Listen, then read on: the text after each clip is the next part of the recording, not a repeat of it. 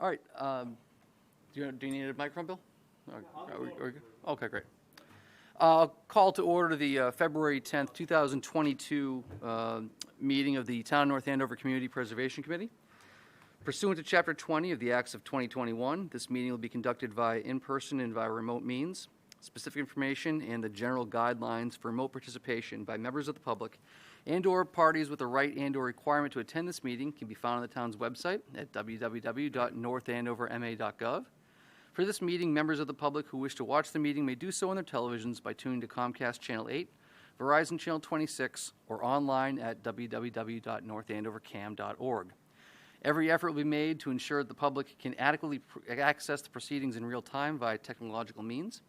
In the event that we are unable to do so, despite best efforts, we'll post on the town website an audio or video recording, transcript, or other comprehensive record of proceedings as soon as possible after the meeting. If the public would like to participate in the public meeting, please email your questions or comments prior to or during the meeting to dbeckley@northandoverma.gov.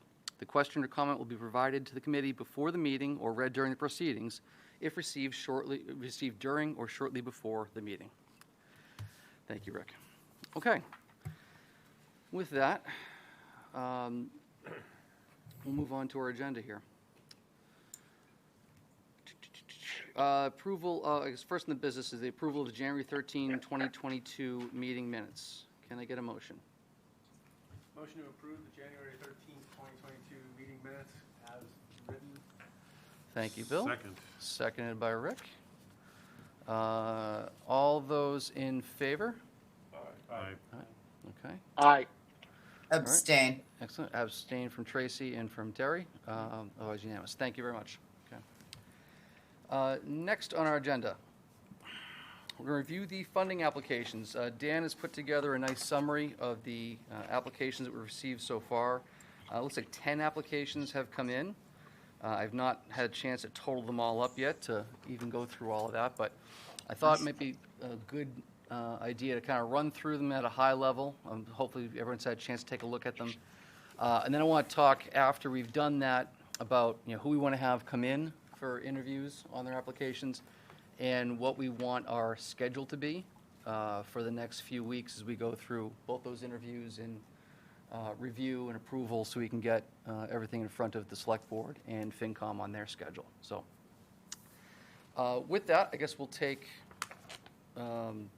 the first project on Dan's list, and this is 400 Great Pond Road, which I believe is being publicly marketed for sale right now. And we have an application from the town manager for $1.7 million to assist in their negotiations to acquire that parcel. Actually, I'm sorry, they're requesting $656,000 from CPC for a total of $1.7 million. So, anyone have any early comments on their review of this application or questions? Where's the other funding coming from? That it did. I assume it's coming from the town. I didn't see that stipulated in the. I think we need to go into executive session on it because it seems like, I mean, what it seemed to indicate in there is that the buyer wants more than the assessed value. And so and I just don't know how that, I don't know how that works. So I think we definitely need Melissa, and I think she noted on the application that it would have to be done in an executive session. So I think we got to figure that out. Yeah. Okay. I concur with Bill's assessment. I'm just concerned about the building. So I'd really like a little bit more information. Agreed. Yeah, I think what I saw in the application that the building, in order to achieve the increase in the capacity at the lake, they'd actually need to move the building, which I don't believe is addressed anywhere in this, other than that's what would need to happen. So, obviously, there's a lot of moving parts and a lot of questions in this one. So, it'd be great move the building or tear down the building in order to bring in the reserve water. But in the application, it mentions it's somewhat historical. So I just would like a lot more information. Absolutely. Love the idea. Yeah. It does note that the Mass Historical Commission lists the property as historically significant, so I would imagine that. Right. So CJ, can we even fund something like that? Can we? I'm sorry, CJ. can we even fund something like that? It's, Well, his, as a part of the overall Because you're parcel, not supposed to use money, you can't use the money to tear down or destroy an historic structure. correct, Right. which is not what they're asking us to do. This Okay. is strictly for the acquisition, is what they're asking us Okay. here. yeah, but I That's- think it, I ultimately think- though, isn't it, I mean, I don't know, my concern is it becomes another Stevens estate. Yeah, I think this one's gonna have to take a little more, yeah. Yeah, I This is mean, gonna the take a one little Bill more said we in-depth. should probably have a discussion. Shoot, that's- I John, can't could you hear speak them. into the I think there's a lot microphone? of- There's a lot of facts and circumstances here that we don't fully Still can't hear. understand. Sure. And I think TJ has a legitimate point that it may not be in the scope of what we want. So we really need to understand it in Yeah. much more detail. Yeah, okay. There was a follow-up question I had on this as well as the boat ramp. on Can't hear anyone. Another project Shoot. is they do describe this being boat access.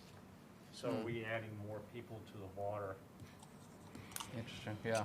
Is that a good thing when I'm drinking it? Yeah. Okay. All right. Well, either way, I think it's very clear that we need to have a discussion with Melissa in an executive session where she can probably, answer hopefully a lot more of our questions regarding this.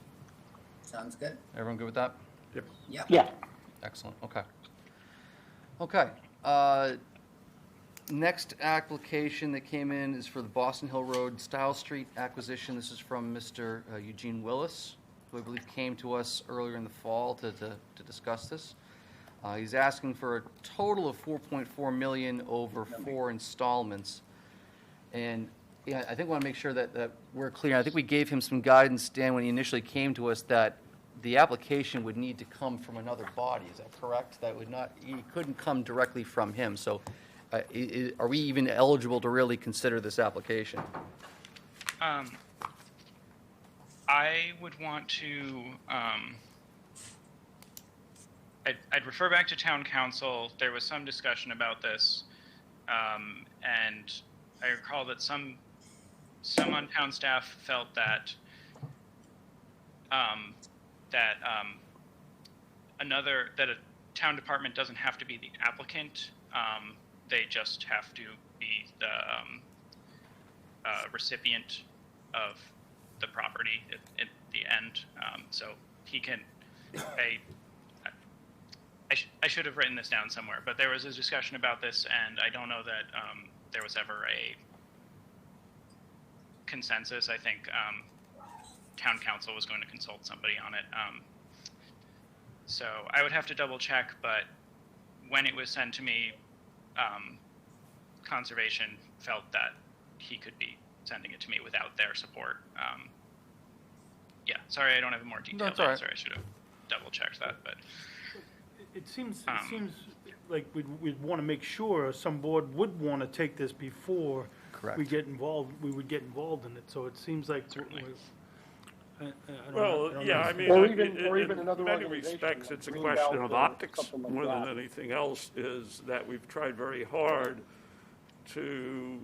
that people who apply for things are not the direct beneficiary of it, and this is a completely private transaction. It's not even somebody who's doing it for a public purpose, they're doing it for a private purpose, so this is, we just should be careful. Yeah, no, I agree. I mean, listen, even if it goes from us to a town body back to, and he is the ultimate beneficiary, you're right, you said the optics is, if there's no one prepared to take care and custody of the property, what are we doing here? So, I mean, Mr. Chair, I'll be very open and honest that I'm probably going to reject this out of hand. Like, Okay. I mean, I don't need to hear more okay.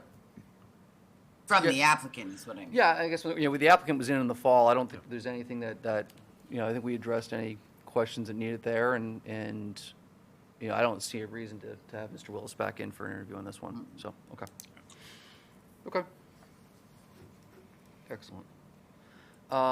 Jack hasn't joined us yet, right, online? I don't see him on there, okay.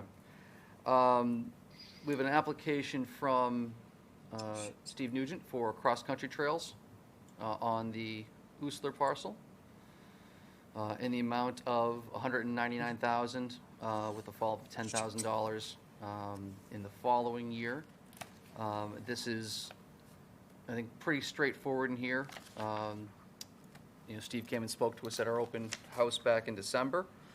Does anyone see a need to bring Steve in to answer more questions on this? I just have a couple of things.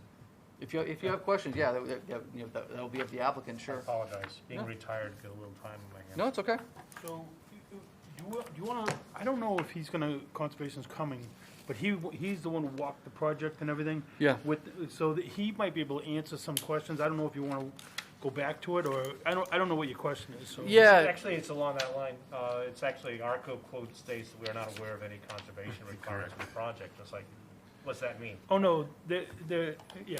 Almost any project requires erosion controls. Correct. Yeah, so they walked it with Conservation and the board. And they've already explained to them what they need to do and that type of thing. But they didn't talk too much about erosion control because they're not, most of the trails already exist. Right. So they're just, if anything, gonna put down wood chips on top or stone dust type thing. They're not cutting in new trails. Yeah, I did hear they're gonna grade it though. They're They gonna are gonna. There'd be put some dirt grading. over it. They're Is gonna take there? the rocks out, yeah. I think there'd be some, so there'd be, root clearing and, rock clearing There and is stuff. some earth disturbance, Okay. so typically you'll See, be required to. I put- I wasn't on that walk. I just only got the. Sure. I talked to them when they finished. I guess my question would be is, you're gonna probably need some, and is there enough, I guess, enough in the budget that they've given to provide for the erosion controls? Because they obviously note in their proposal that there's no erosion controls in them, so it would be nice to, I'm Right, not saying price- to be overly price would be inflated, adjusted, yeah. but to have some contingency money in there, because you're probably gonna require something. One of the things is, did he make an assumption of who was going to do the work? We have Put a quote in from No. Marco. Here's a quote in from Well, ARCO. that's what he based, he only did that to see how to base his money, because he had no idea. No, that's fine. The reason why I ask is a slightly different reason, and it somewhat ties into, Terry, the sweat equity that we've used in a bunch of different projects, but it's even broader than that. It's that when you have to go into competitive bidding and you have to pay the highest price as opposed to volunteer effort, it costs you a lot more money. So to the extent that we can do it through volunteer work or sweat equity, I think that would be a good thing. It's too big to be a Boy Scout project, but, at the Trails Committee or other people or volunteers, if that's feasible, I think we should look into One of it. the big problems they're gonna have is they're done in, out of the North Reading trails. They've been closed out. Where they've been running, they no longer, North Reading said they did not want to share the trail any longer with them. So they're homeless right now. So they're gonna try and get, as soon as the money's available in July, get this thing ready Okay. for the Oh, season. okay, for the fall, So okay. they're gonna be under a real push to be able to, that was one of the big reasons, because they originally talked about, well, if we could get another year at another thing, we could do that. And I said, then, that's a hard way to get this done. Yeah.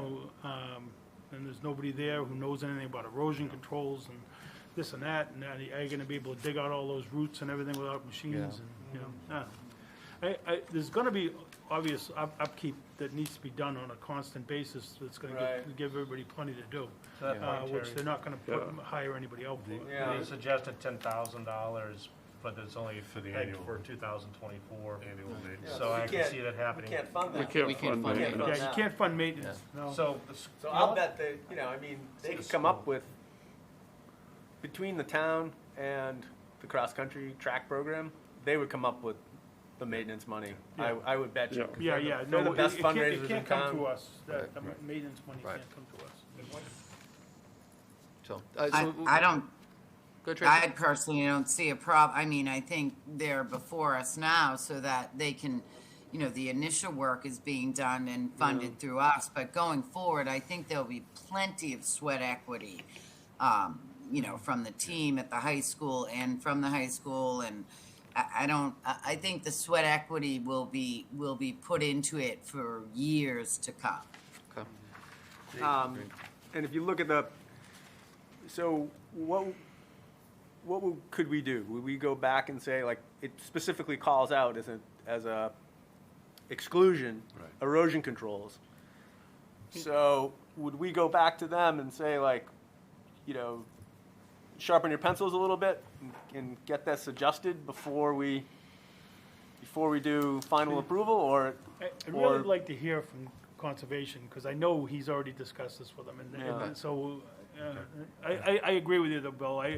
I would go back and say, okay, we see what you wrote, let's clarify that. You know, Okay. walk with Conservation, let's find out what you think you're gonna need. So I think with Jack not being here, this evening, I think we should bring either Bill or Steve in to answer some of these questions, and hopefully Jack will be there as well. Okay. The other thing is you want to make sure that they're comfortable with their estimate, because I can tell you right now that suppliers are holding their prices for 5 days. Right. So there's going to Right. be some escalation between now and July. Right. So they just have to Agree. feel I'd comfortable. rather overfund it than underfund it Right. and have money come back to us should it be overfunded. Now, just so you know, ARCO they've won almost all the bids for the trails work that's been done in town. So they Okay. have the machines to do this, so that Right. they tend to win that bid. That's why we Yeah, they're very good. reach out to them. Right. Okay. All right, well, why don't we plan to invite Steve and Bill in, and if I'll make sure that Jack can attend the meeting. If not, perhaps someone from Concom could as well, and we could maybe address some of these questions, because Sure. yeah. Okay. All right, FONAT, Mesorenko Farm, Boardwalks and Bridges. This was one I wasn't necessarily expecting. I don't think I'd heard anything about this. This calls into sweat equity, about 400 labor hours in a year and a half of work. It's not an incredibly large request, and I think Glenn kind of knows the drill, but since we haven't heard anything other than the application, I think it probably makes sense to have Glenn in to shout about this. Anyone disagree? So they do present some good pictures in the presentation, but if you walk the trails, Yeah, you can appreciate It the board seems, yeah. being there. Yeah, and I think it probably, since Glenn actually has 2 applications in, one that does tie back into the cross-country trails, or the Usfler parcel, so I think it probably makes sense to have Glenn in to just talk about both of those if we could, unless anyone disagrees. Okay, excellent. Okay, Johnson Cottage, from the Historical Society, they put forward a proposal for about $134,000 for remediation and restoration of various parts of the Johnson Cottage. I did have some questions, Dan. Have you looked at all this, that the things like the vapor barrier, we are able to fund that? Is that correct? Yeah, so on its face, that would be preservation to prevent future damage, and ensuring the integrity of the property. I'd maybe want to look a little further into if other towns have done similar things, but that to me says preservation in addition to the restoration. Okay. I also think, I'm trying to remember how many years ago, we did a master plan, and I don't know where that project fits on the list, but the first thing that we did with them was that they had severe water problems there, so they fixed the water problems, and then if you remember back a few years ago, that other building further down on Osgood Street, we ended up completely refurbishing. The one that they used is to store a lot of the old equipment, fire equipment and stuff like that, so. Okay. John, are we allowed to paint the building? It's part of a broader thing, but if it was just painting the building, you wouldn't be able to do that. There's some conditions under which you can't paint, but I think with historical projects, painting is usually allowed. I read there's a whole ruling on it recently, and Yeah, I think under this circumstance, it's fine. If the project was just to paint the building, I think you'd have a problem, but if the project was to do something else, and that was a byproduct of it, I think you'd be fine. Great. Unfortunately, that's the largest single item, in and all the items. The painting? Painting, Painting. the entire, Interior. Founders Hall, 41,500. One of the main things you'd want to verify with them is that they're painting it to reflect how it historically looked. If they're painting it to change how it looks on the inside, that could be a problem. hope that's not a problem. I don't think it's gonna be a problem. Yeah, I mean, in other parts, you can see where they break down between renovation and restoration, and they're asking us to fund the restoration and not the, I think, if you look down, like, what page? I thought it was the whole. Page 13?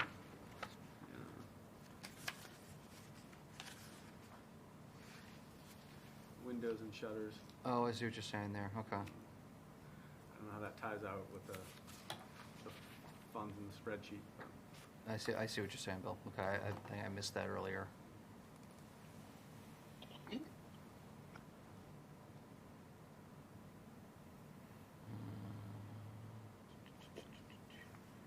Yeah, I'm not drawing it back to the spreadsheet on page 8. Okay. Well, either way, I mean, listen, the funding can be only what we're eligible to fund, so. Would you guys like to have Mr. Howard in to discuss this? Yeah. Yeah. One thing I think we should do with this one, guys, if we go forward with it, is we've given them a lot of money in the past. I don't know the exact number, but I mean, it's been a considerable amount. John, Terry, I don't know if you remember how much we've spent with them previously, but I think it's a pretty good chunk of change. I think we need to ask them for some kind of deed restrictions or something like that to go along with the property if we end up giving them any more money in the future. Something the town can hold as a deed restriction, like we did with I think we did it with the church when they took money from us way back when. And that's probably something that the historic commission could hold. Yeah, what he's saying is there's, take the example of the church. We did the steeple. Now, that was a private thing.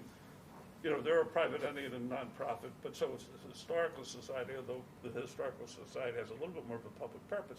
But the point is, we did something that was a historical preservation. We got a conservation restriction as part of that, and I think CJ's point is well taken. We should do the same thing here. Is if we're going to give them money for this, they've got to give us something, a conservation restriction or a historical preservation restriction on the building. Okay.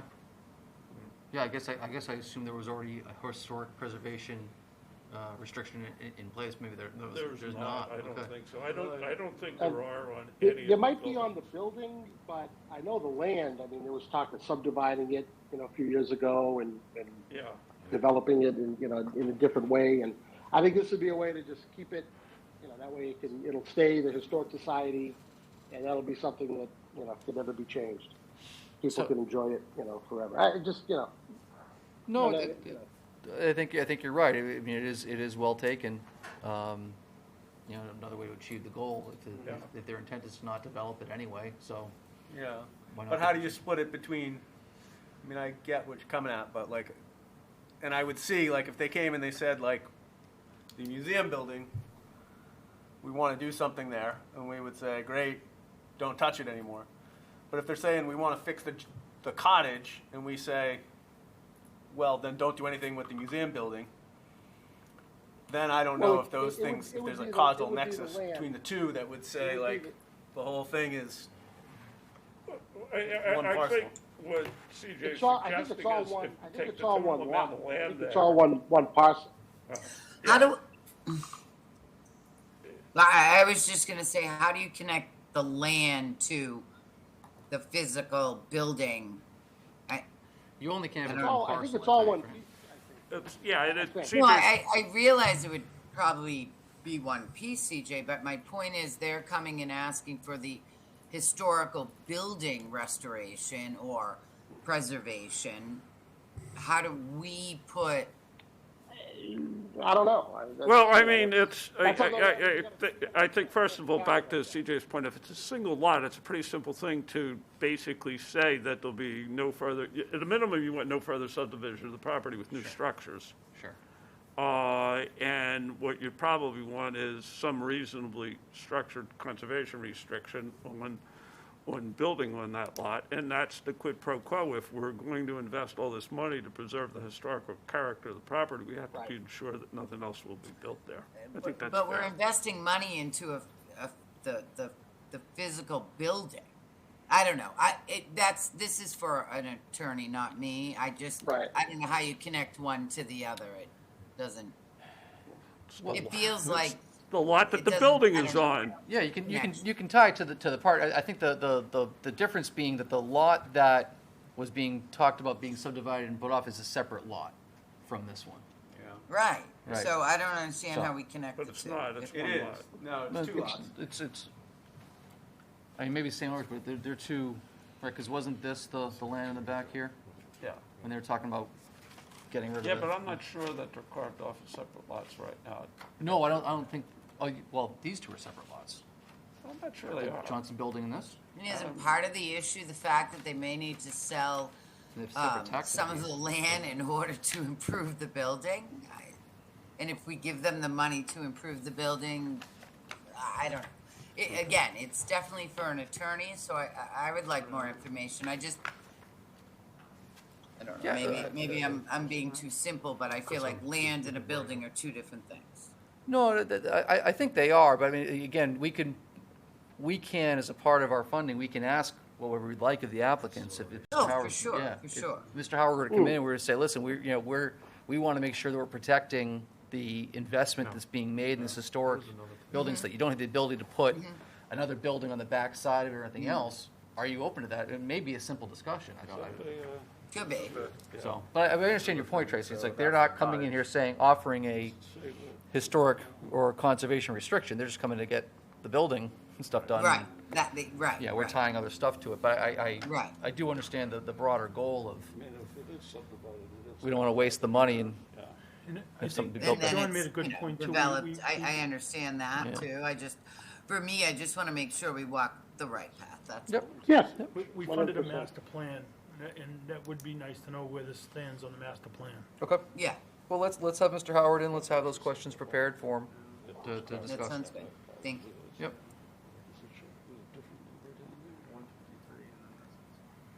Okay. Okay. Moving along. The Lake Chickwick boat ramp. Mr. Kelly came and spoke for a while with us at our meeting in December. And looks like we put a lot of work into a proposal here for $155,000 for design and permitting of a new boat ramp and retaining wall. And if you've read through the application, it seems to be pretty thorough. The numbers surprised me from a size standpoint. Study? Well, but I think it's more than a study, though. I mean, they're also talking about coming in and actually getting this entitled and meeting with the various boards in town. So I think they're planning for that as a part of it. So I went back and looked at the video from our December meeting to make sure that our guidance didn't send Mr. Kelly astray. And we said, go get some estimates and get a sense of what you think from a design standpoint. Don't necessarily come in asking for a permit, phase the project so we can get a better handle on what the costs are. Because I think there's some implied notion that if we're going to fund design and permitting, that we're also going to be looked to fund construction. And, if you guys have looked at stuff, I mean, what, 12 to 15% of your total budget is design and permitting, so are we looking at $1 million boat ramp here, is what my concern is, so. And I don't think we know I think that the enough. wall to is the big money. Right. I think that's what's gonna, And that's the other thing that I think we commented to Mr. Kelly in December was, hey, let's separate these out. Give us options here of what's the quick and, short, do the boat ramp, and then what's the Right. retaining wall or a dock or else you want. Do you know if he ever talked to Peter Boynton, who's I hate to use the term harbor harbor master. master, but he actually takes a little bit broader role, and his real interest is in preserving the quality of the lake while balancing the uses of the lake. And, you know, the planning board has spent a lot of time and effort over the last few years working with the DPW and other groups to make sure that we are absolutely mitigating issues in the lake. Yeah. And the last thing you would want to do is have $1 million project, or even, you know, half of that for something that would potentially cause deterioration of the lake. So I think that there's some due diligence that really needs to be done on this before you're going to go ahead and do it. And I don't know whether he's talked to the DPW or our external consultant, or who he's talked to. He's spoken I with. can, Go ahead, Dan. Yeah. So, I don't think he spoke with Peter Boynton, but DPW was highly involved and recommended the engineer and did site walks. Conservation was also involved and did site walks and provided input on their very, very detailed meetings about what the end product should look like. That's still, you know, going to be determined through the survey and design process, but it was very clear that the boat ramp is not going to be, you know, some awesome new boat ramp drawing tons of people to the lake. It's going to be, you know, improved so that it mitigates environmental impacts and improves access, but doesn't, you know, allow greater access than is currently available.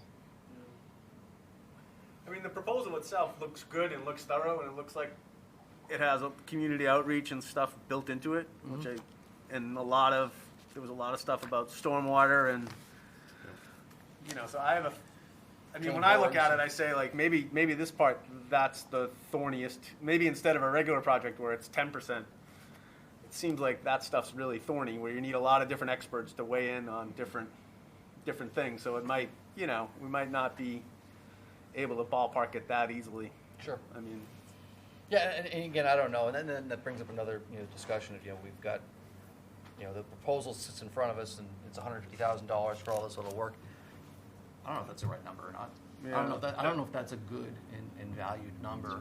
I know it gets vetted out in the process, but, you know, should that really be $90,000? You know, Right. if you know, The permitting is more expensive because it's going to require a state permit and also a review by the state for it being in endangered species habitat. And so, in addition to going to conservation and planning, they're going to have to go through a couple state processes, which is why it's so expensive. Gotcha.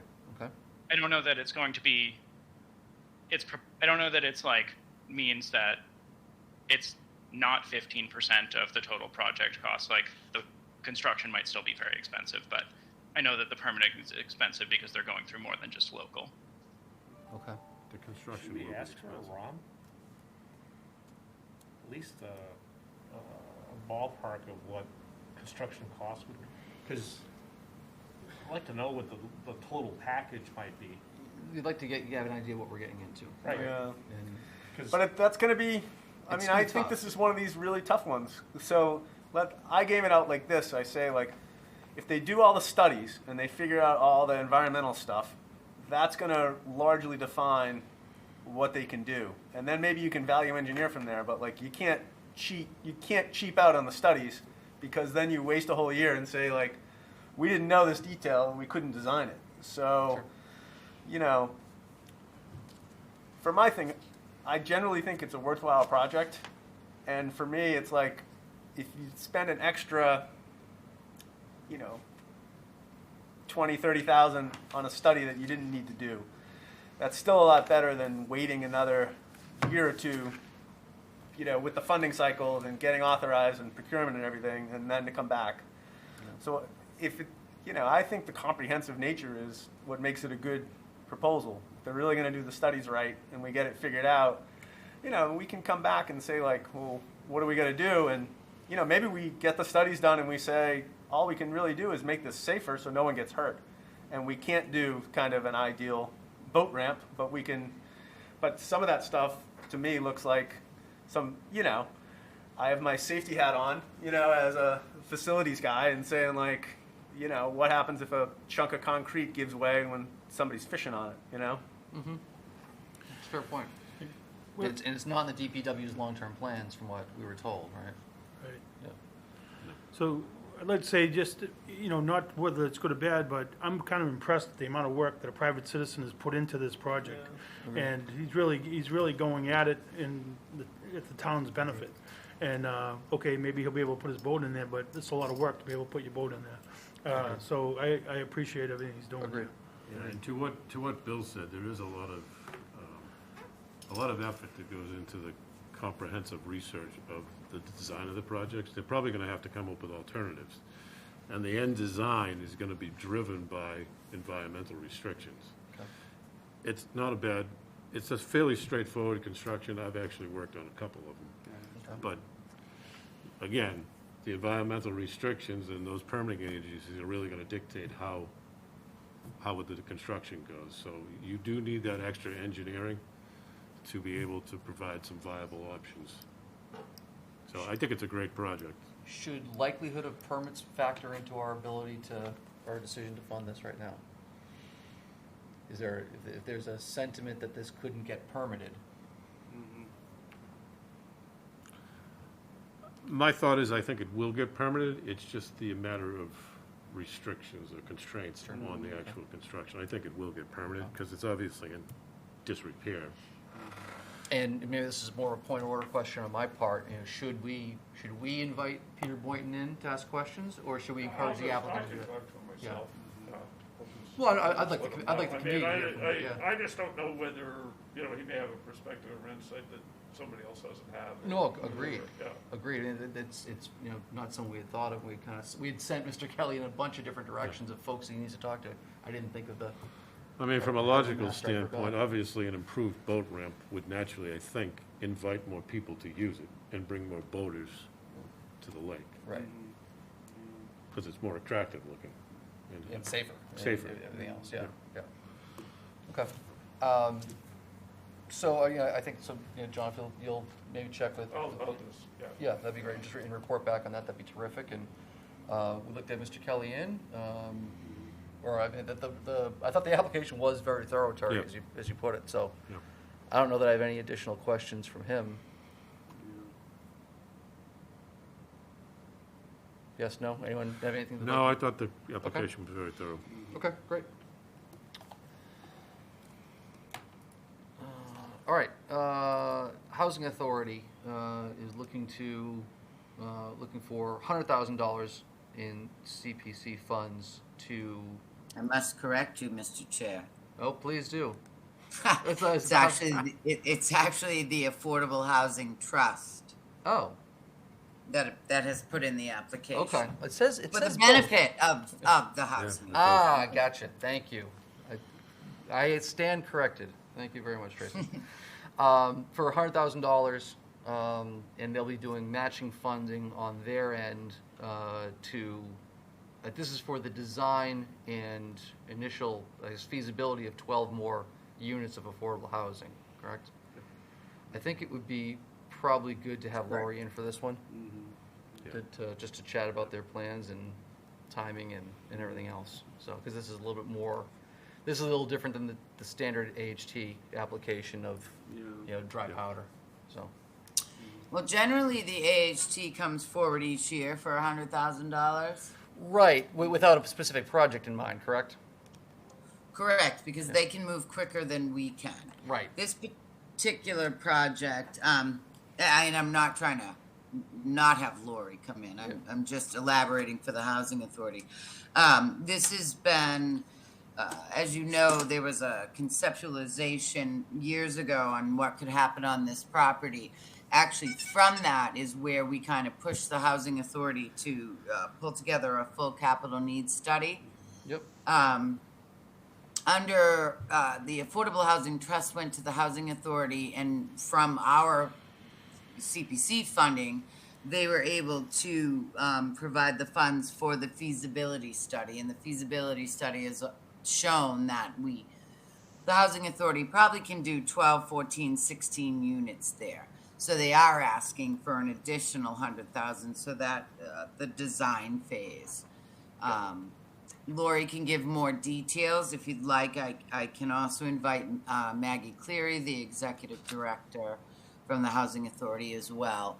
But it's something that's been on our radar for a long time. Granted, it's not a huge number of units, but it is units that would be under the control of the local housing authority once developed. Okay. I think it'd be great to have them both in. Yeah. I don't think we actually got to have Maggie in this year, is that correct, if I recall? I think COVID screwed that up. No, I think didn't she come in? Did she come in early on? Initial funding for one of her projects? Maybe not. It could have been that. It's honestly all blending together at this point from I know. COVID, so, but okay, great. Let's plan to have them in. Yeah, I thought it was interesting just because, you know, I remember when they came before, and they kind of said, you know, we want to go big and do something very different there. And, you know, and it is like when you talk about a good parcel, like it's located, you know, right near bus routes, right near retail, like there's a lot of good things about it. And they kind of said it's underutilized. I think the other thing is, if it's going to go in a different direction, and that could be great, you know, especially if it's going to keep in the same nature as what's there. What about the units that are there, you know, because they, you know, they kind of said. I think the concern, Bill, is that those units there have been there for quite some time and Right. probably need some renovations and what have you, and I completely agree. That's one of the reasons that we paid for a full capital needs study for the Housing Authority, Yeah. the Housing Authority's portfolio in Mass. And Maggie, the original conception that was brought before us years ago was brought by a different executive director who literally had a conceptualization made, but had nothing, none of it was real. Yeah. It just wasn't real. What's happening now is actually real. It's going to be quite costly because, you know, we have to remember too that there is a retention pond right there. You're looking at, you know, big money to put that all underground. So right now the feasibility study says, yes, you can do it. We'd like to see a design phase that would actually give us real numbers, hard numbers. At the moment, we're saying maybe $3.5 million. It could be a $6 million project once an engineer gets in there and actually takes a hard look at that retaining pond. Sure. So even though, and we're also dealing with the state. The state currently owns that lot. But I digress. Yeah. I know you're concerned about the current units there. Maggie, the current executive director, is following that capital needs study really well and coming to us, as well as using her formula funding from the state. And I believe under her leadership or guidance or what have you, you know, the Housing Authority will continue to improve, you know, their units as that capital needs study calls for. Although a capital needs study should be done every 5 years too. Right. I think the Affordable Housing Trust is looking for a way to make sure that we get some hard affordable units, you know, that are under the local housing authority.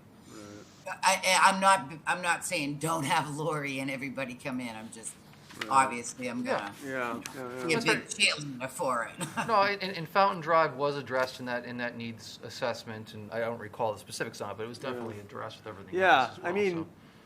you know, I just pulled it up again and took a look at it. The units there need a lot of work. I mean, Yeah. so essentially what they said, there's a lot of work to be done here, you know.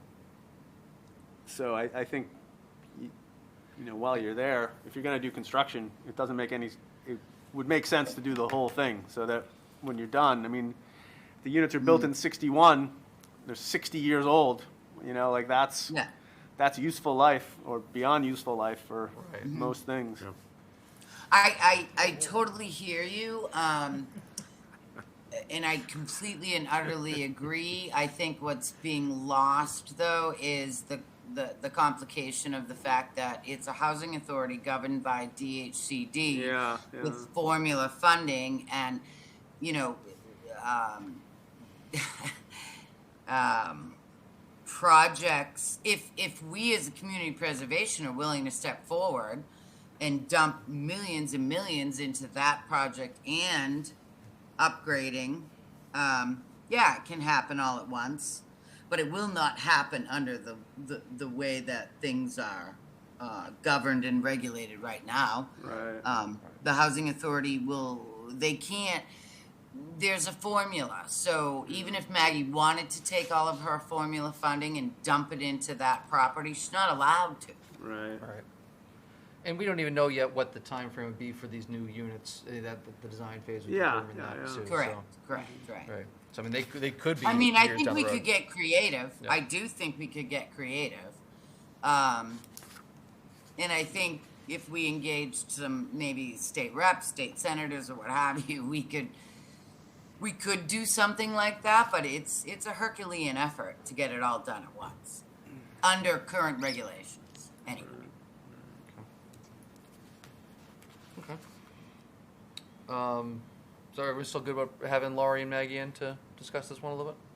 Oh, definitely. Great. Okay, good. Yep. Okay. Next project is for a couple of bridges on the Usfler parcel. Another project from Fonat.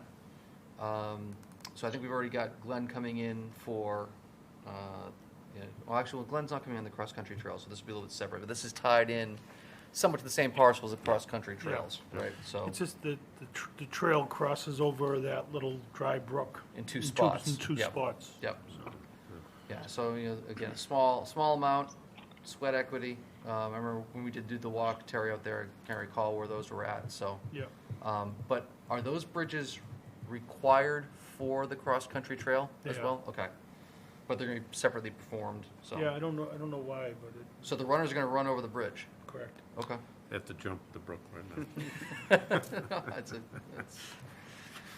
Tell I'm not a runner, so I can't quite tell exactly how that'd be impacted, so, okay, great. All right, so we'll plan to have, or do we need to have Glenn in and chat about this one? I don't want to drag him in if we don't need, if we know this one pretty straightforward. Yeah, but I mean, if he's coming in on the other one, I don't think, we weren't talking about having him on the other one, we weren't at the No, Mesorenko one? just Bill and unless we think it Steve. makes sense, Okay, because it is no. using so many of the trails. I don't need to talk to him about it. Okay. Okay. All right. Stevens Memorial Library Outdoor Space Project Phase 1. So this is for I guess I wasn't entirely clear on exactly what we're funding here.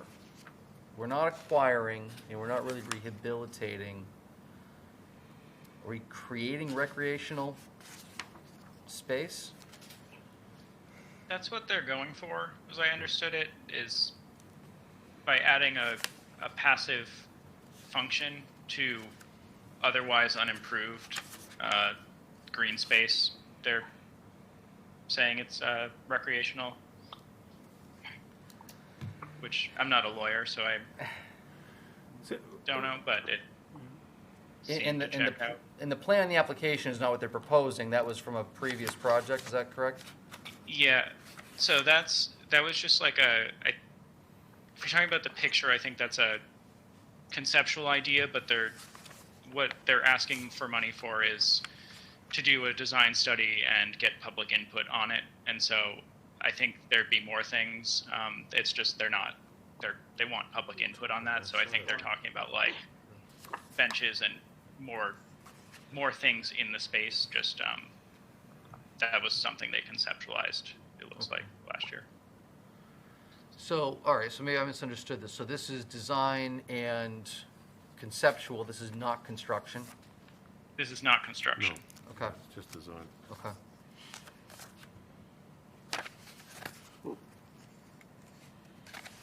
So what are the recreational needs that they have in mind? Passive recreation, walking.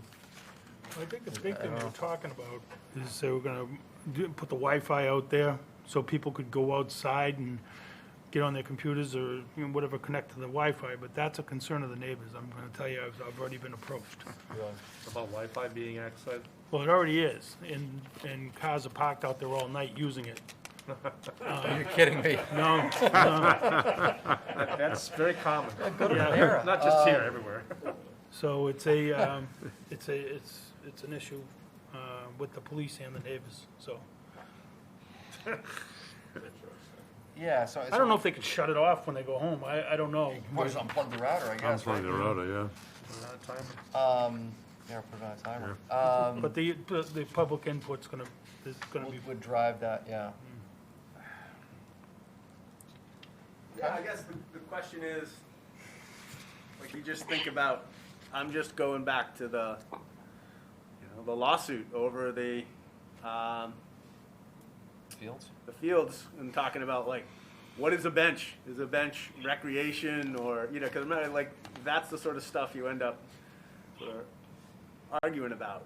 Like, certainly if you were to, like, if you create a little swale where you could have story time, because I could see that being great, like a little tree and a swale, and you can have the kids out there doing story time. I look at that and say, yeah, that's recreation, but, when you put a bench down, does that change it? That I don't know if that's the sort of stuff we'd be getting into on this one.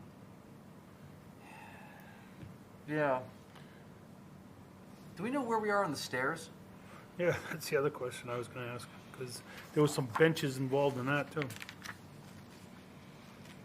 Yeah, I think we'll need to have Yeah, Ms. Stevens in for this one, right? I mean, I think it's worth having them in and asking Yeah, about the or broader scheme. context of everything that they're doing and what they think the future needs are going to be and why they view this as the highest priority project. I mean, if you remember that back in the day, there was, the driveway there and it looked like hell, and maybe this is their attempt to make that front better, but, it's on the edge of what we can find, it feels to me. I mean, they're never completely black and white, but this feels to me it's a little bit out there. It's kind of even like- though it's probably a good project, divorced from the Wi-Fi, Right. it just may not fit. Right, there's nothing preventing use of the land right now. You can sit Right. out there and have Right. story time as it is. Right. But, okay, well, but I think, John, to your point, is, we've funded projects here already. What's the thought that this is the priority here? Okay, so we'll have Ms. Keenan in. Okay, and then our last application is, it looks like it's somewhat of a supplemental tied to an application that we funded last year regarding the entrance to Wire Hill, and this is, I think, part of, I don't know, Terry or Rick, you may know more, but this is a fencing system to help keep people from the water's edge. Is that, am I understanding that correctly? Right. Yes. Okay. Do we know why this wasn't contemplated in the original proposal? I don't know. No. Okay. It was something that, so the original proposal was just coming from the planning department and Peter Boynton.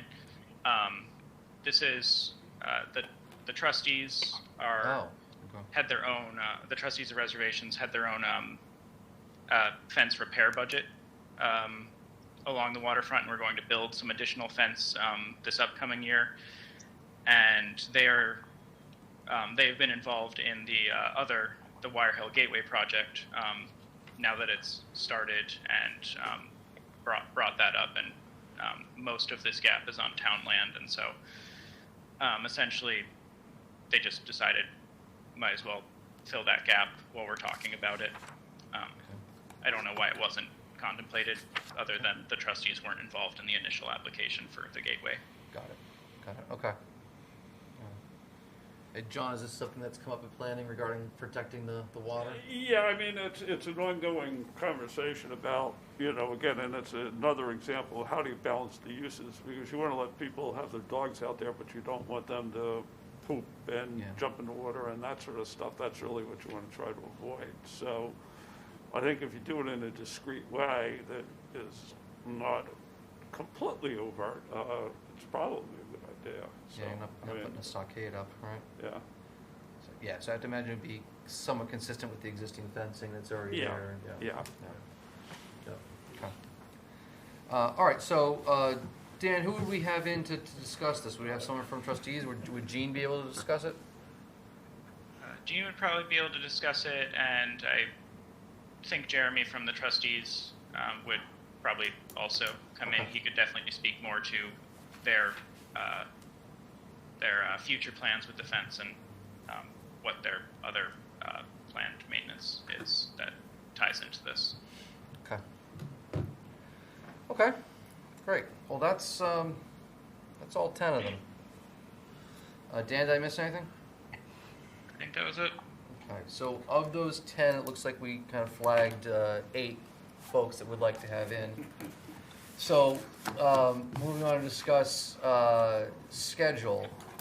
Right now, we are scheduled to present to the Select Board on March 14th, which is a Monday, and to the Finance Committee on March 22nd. So that gives us just a hair over a month to get these interviews done, do whatever due diligence we think we need to do, and then make our recommendations. So, talking schedule, Dan, we got to work this out with Cam as well, correct? Oh, yeah, and we've got school vacation week in the middle of all that. Oh, What's that? As long as the gate's available, it's fine. Okay, all right. I think one of the things that, as I was kind of thinking about, going through this process and making sure that we've got, relevant information, is I'd like to actually have these interviews as soon as possible. If we could do them next week, I think that'd be great, and that would allow us, if we need applicants to go back and check on something with regard to their application, and if we need to go check on something, whether it's, getting gut checks on bids or anything else, so we feel like we can be well-informed making a recommendation. So if we give a little bit of a couple of weeks there, so we can get our vote and recommendations done no later than the week of the 7th, so we can go into Select Board on the 14th. Because we got eight folks coming in. I think we can do it all in one meeting, if everyone's willing to hunker down for a bit. Get And it it's- done. it's- Yeah, Sorry, fine can you with just I mean, I would repeat prefer those next week dates? if we could Next do week, it, yeah. yeah, because I'm going on a trip the week after. Right, in okay. the week, so, As would I. All right. sort of until I'm not. Dan, do we know what days are available next week, if any? Or I guess folks from Cam are here too.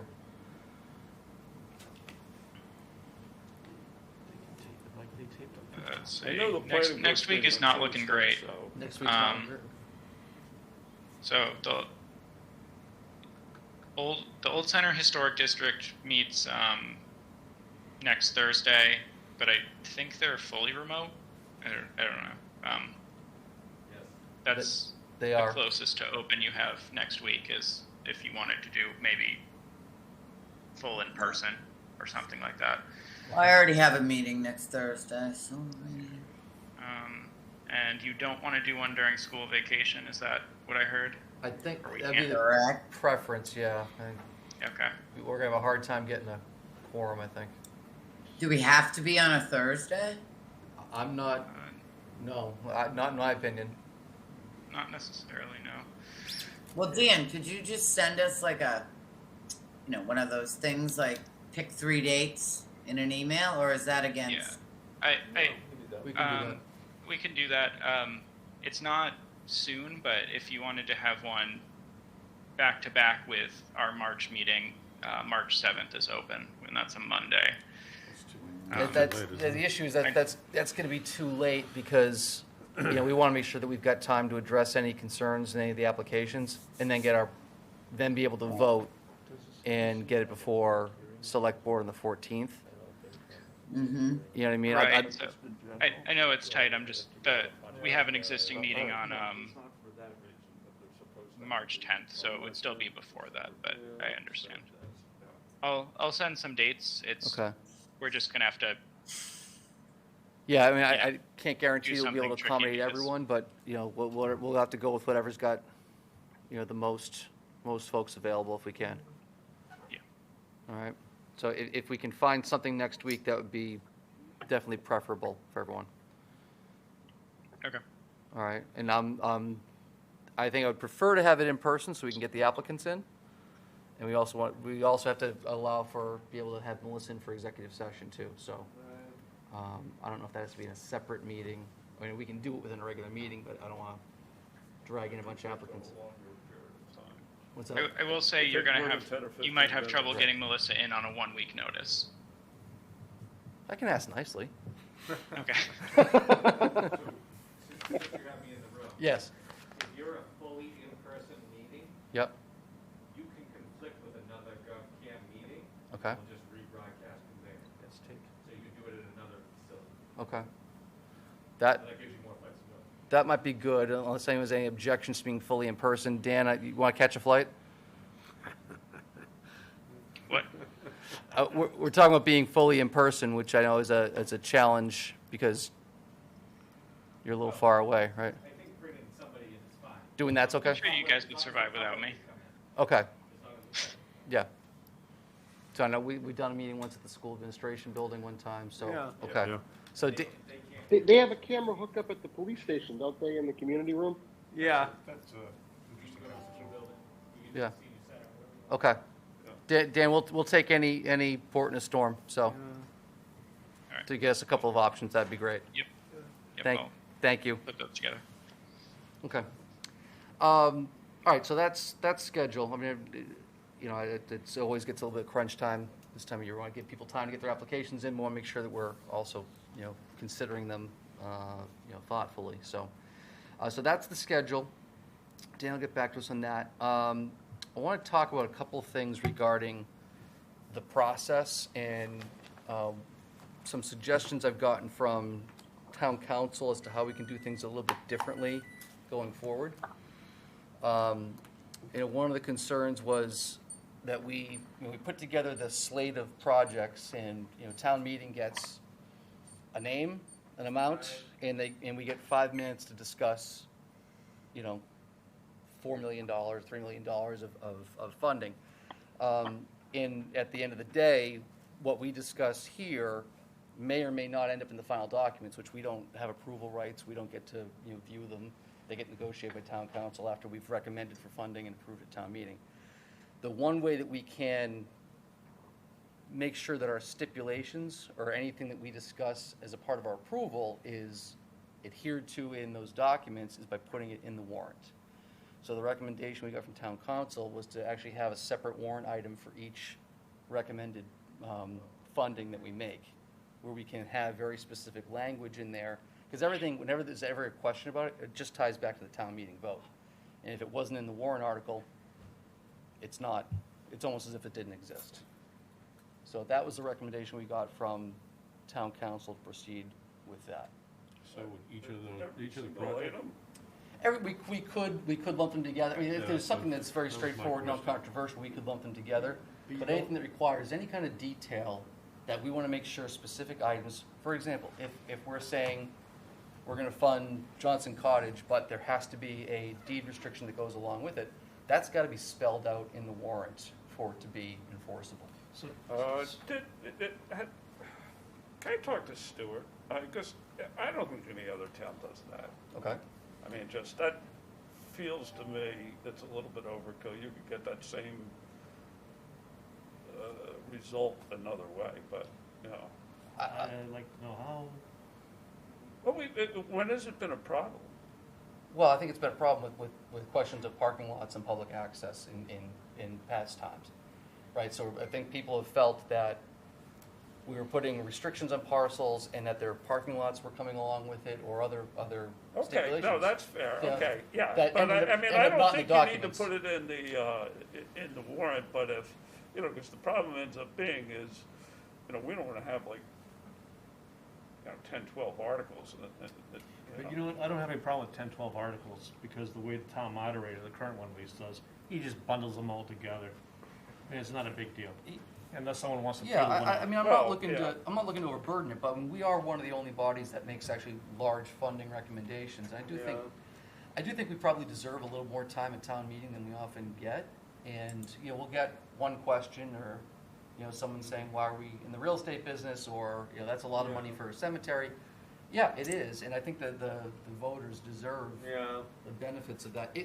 The more important thing is, if we are approving a project, and it may not apply to any of the ones that are before us right now, but if we are approving a project whereby this body says, we're in favor of this because of X, Y, or Z, what I'm told by town council is that's the only mechanism we have to ensure that X, Y, and Z happen as a part of that funding. So that's because we don't get final approval rights on the final documents, we don't get enforcement rights, we are a recommending body. So that's how we communicate to the voters, this is what and why we are recommending it. I get it, but I think we can bundle some of them. Yeah. But there's gonna be obviously some that, you know, even if not this year, but going forward, that we're gonna want specific things Right. laid out on the, yeah, I get it. Right. Yeah, it was. Yeah, it is. It's interesting when you think about it as we're a recommending body, and then town meeting is, they're the legislature, and they're the ones who say this is what the intent of it is.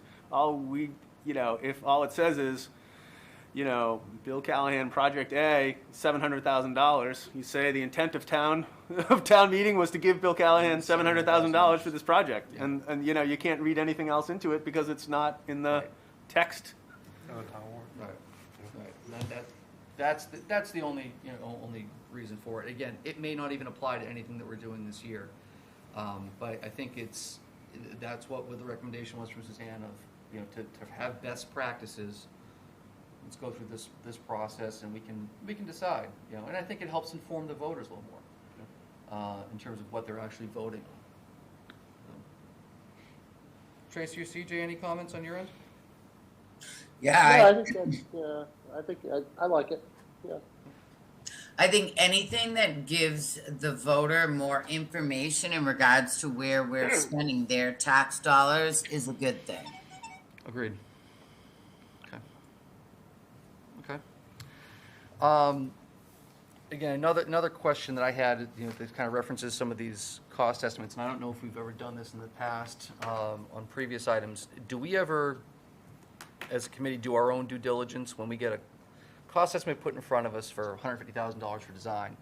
Do we ever reach out to a third party or check with someone within the town and say, hey, does this pass the smell test? Because we, may not necessarily know on our own. I'll tell you, it was one of my biggest reasons for wanting him on this board. Okay, oh, that could be it. Because I know this is his, he could have an idea. Yeah, okay, all right, and that's, again, for my purposes, and the reason I asked that is if, we got through it last year, but if I'm sitting in front of the finance committee and someone said to me, okay, great, you're recommending $200,000 for this, based on what? Yeah. I'd be caught flat-footed, and I wouldn't want to be. Over the years, I've sat here several times just saying, okay, I mean, I have no idea where that came from. Yeah. And that's why I said when we were looking, we really should be looking for someone like Rick, Okay. who's in the field, who can give us a good idea of, Okay. of where it's coming from. Good, all right, well, I think what, I'd like to do is, after our first meeting, our review meeting, as we have some of those discussions, almost have that as a checkbox, as we're running through these, say, yep, we kind of feel good about it, or no, we need to, let's ask someone, let's get a better estimate for, like, I think of the restoration of the fire steamer, $60,000. I have no idea if that was the right number or not, if someone could have done it for 30. And sometimes there's no one to ask, right? Like, Well, correct, right. This is the only guy that does it in 17 states. I think in the past, what the idea was is you put in a marker and you make it maybe a little bit on the high side, Yeah. but everything goes through the competitive bid process. Right. Right. Does everything have to go to the competitive bid process? Is that, Pretty much. okay. Yeah. I wasn't sure if all municipal. I mean, that's when, like, Ray Santilli was here, that was the approach Yeah. that he recommended. Yeah. Okay. That's more out of my own kind of lack of knowledge and Unless it's like under $10,000, you can go with 3 bids, but for the most part, like John just said. Right, like you say, yeah, there's It's only- competitive bid. Right, folks will say there's only one group that does this within New England, so. Yeah, I you mean, go to- on the monuments, the gravestones, there's only one dude that does it. So Right. And I'm not looking to put more onus on the Yeah. applicants to say, hey, go Yeah. get 3 bids before you Yeah. come to us, Yeah. or anything like that, because, that's redundant, so. It's also good knowledge to know that ARCO has been doing it all for us, so. Right, Arco, Dawn Signs, Right. the sample one, so, Yep. okay. All right, I think that was everything that I had with regard to the process. If anyone has any other questions, comments, or Anything else they'd like to bring up about it? Good thoughts? Okay, excellent. All right, next item on the agenda is Academy Road parcel. Just a very brief update there. I actually did have a meeting on site with Alex Loth from CRT and Melissa to walk the parcel and try and get a better understanding of where things stand with the fence and public access and everything else. So walking it was a challenge in knee-deep snow, but we did get a little bit of a sense of where it's at. The only update I have beyond that right now is that CRT is continuing to reevaluate their overall portfolio of what they want to do with all of their land. They are, I think in general, open to working with us to figure something out, but there's more discussions that need to be had on it. So slow progress, but there is some progress in the right direction. So I'm going to keep this as a standing agenda item until we kind of have better understanding as to where things are going with that particular parcel. If everyone's okay with that? Yep. Okay, Mm-hmm. great. I think that's everything that I had on the agenda. We did not approve the December minutes at the January meeting because we didn't have a quorum at the time to do it. And it's not on the agenda here, so we'll have to push it off to next meeting. So, all right. Can I get a motion? Motion to adjourn. Thank you, John.